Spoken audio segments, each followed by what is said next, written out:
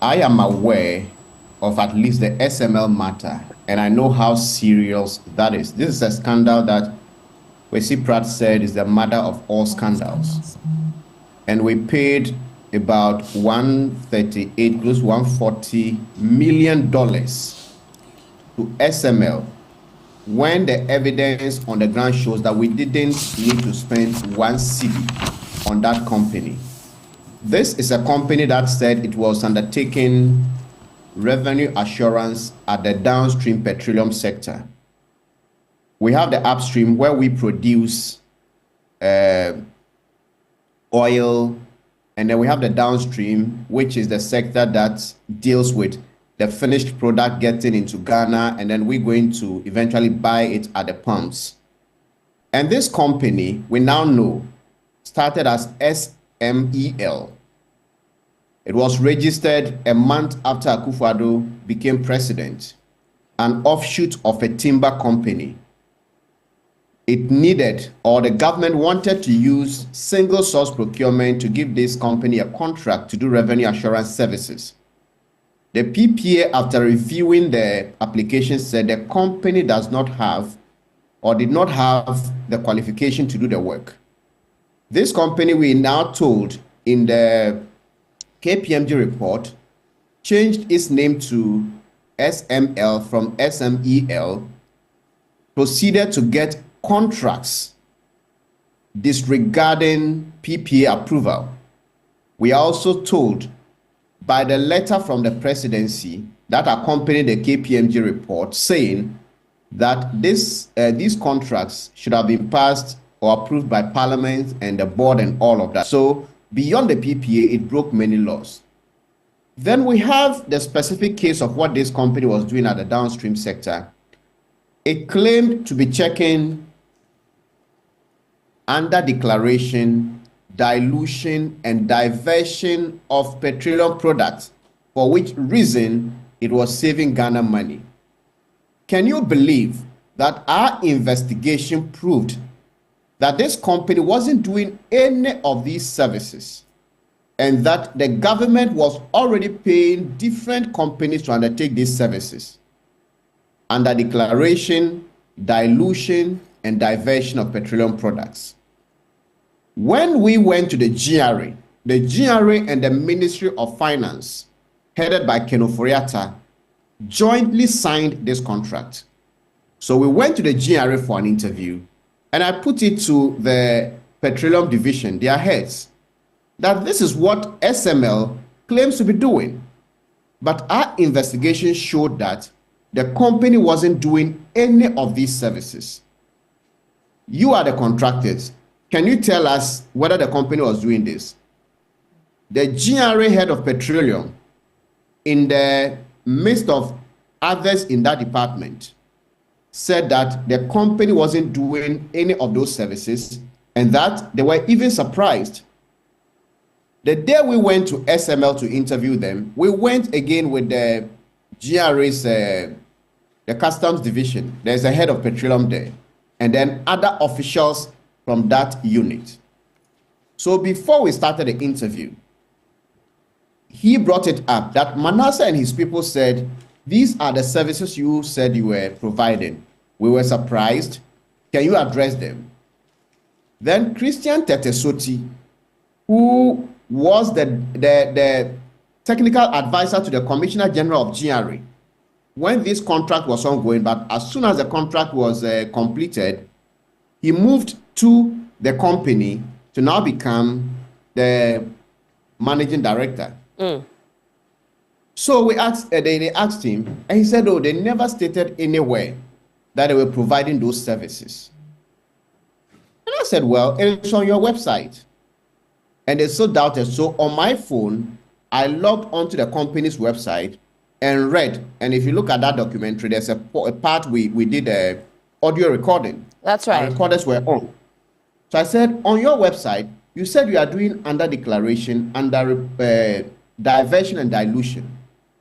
Then they said, oh, then maybe it was a mistake. By the end of the day, they deleted these services from their website, but we had captured it. So this is a company that claimed to be doing something admitted they were not doing that.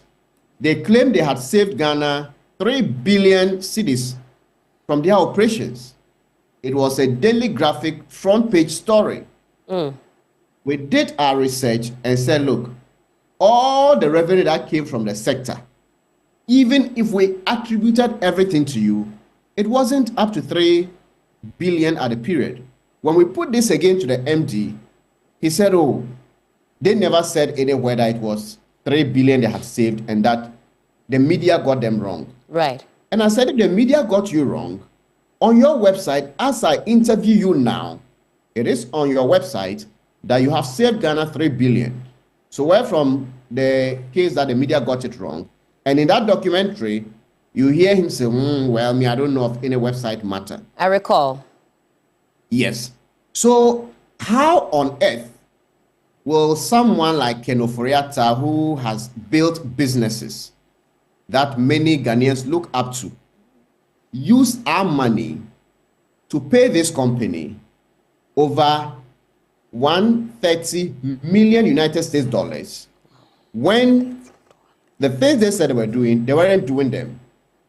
And the shocking part is that they claim to be measuring the flow of petroleum product from the tanks at the depots right. to the loading gantries.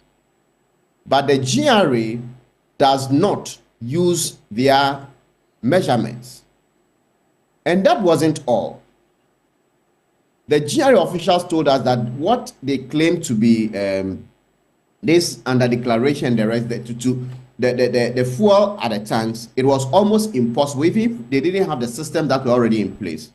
And then our investigation further revealed that through a letter written from the Ministry of Finance, and that letter said that the minister, and the minister at the time was Ken Ofori-Atta, had determined that the services of SML be expanded to include the gold mining sector and the oil production sectors.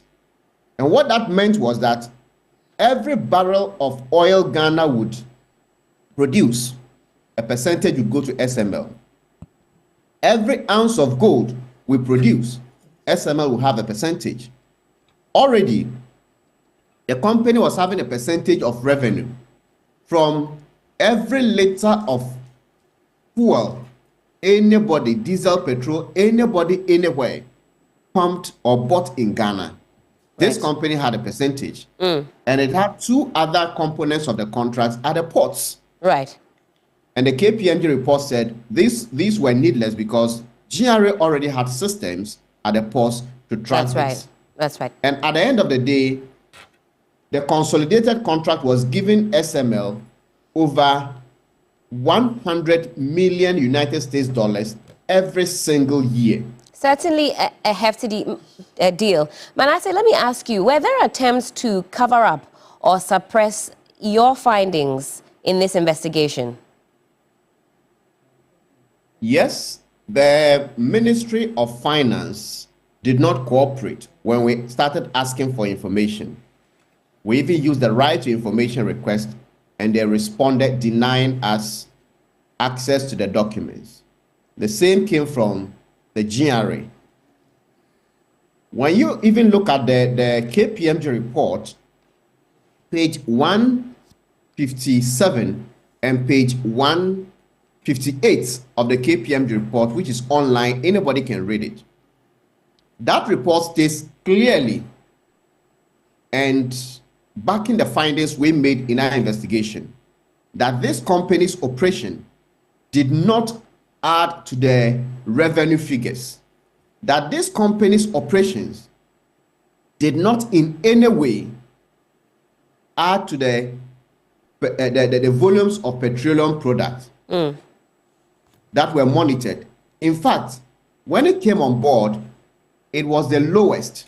The KPMG report said the NPA recorded the highest figures, followed by GRA, and then SML recorded the lowest.